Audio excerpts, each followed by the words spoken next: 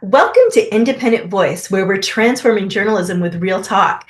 Here's our weekly news roundup. Al Jazeera reports U.S. experts are saying no fraud is found in the United States government audits and quotes Jessica Tillipman, Associate Dean for Government Procurement Law at George Washington University. Nothing they have identified is, to her knowledge, evidence of fraud or corruption. Fraud and corruption are crimes. This administration simply has different spending priorities than the last administration, but to label all of it as fraud or corruption is extremely misleading. What is going on with the executive order that affects the OMB, the Office of Management and Budget, and other government groups? The new directive was quickly frozen, but there may be a decision from the courts this week.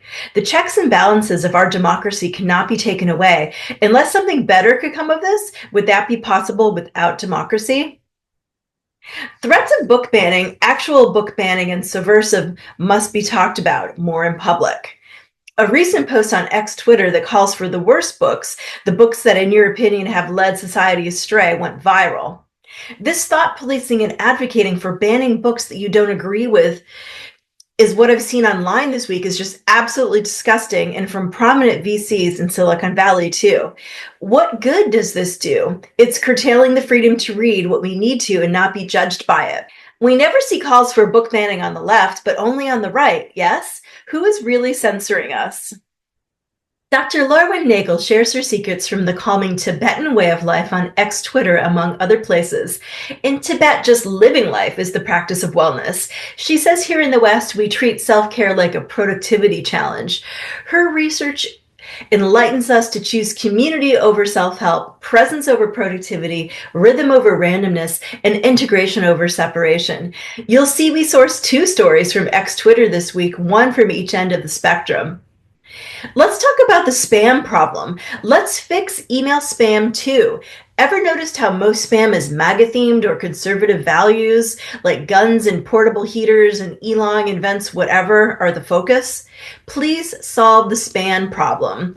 We don't care about this content, and they may want us to be overwhelmed and miss the important things in our email inbox.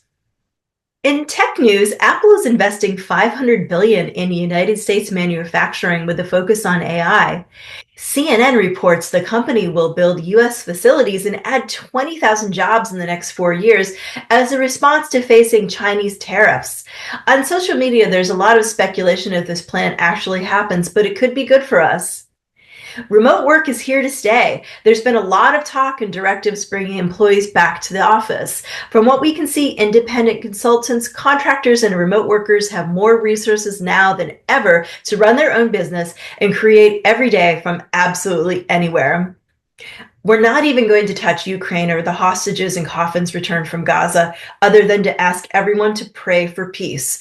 I implore everyone to find peaceful resolutions in the world and in our own lives. Shout out to all the amazing reporting from these vetted, verified, and fact-checked sources of news reporting. Still, as far as we can see, the websites and online presence of traditional news outlets are still mostly the only sources for any real substantiated reporting of news. We're here for giving an independent voice to all through uncensored, decentralized media, however, so be sure to send any new news organizations our way. Thank you for watching. Ciao!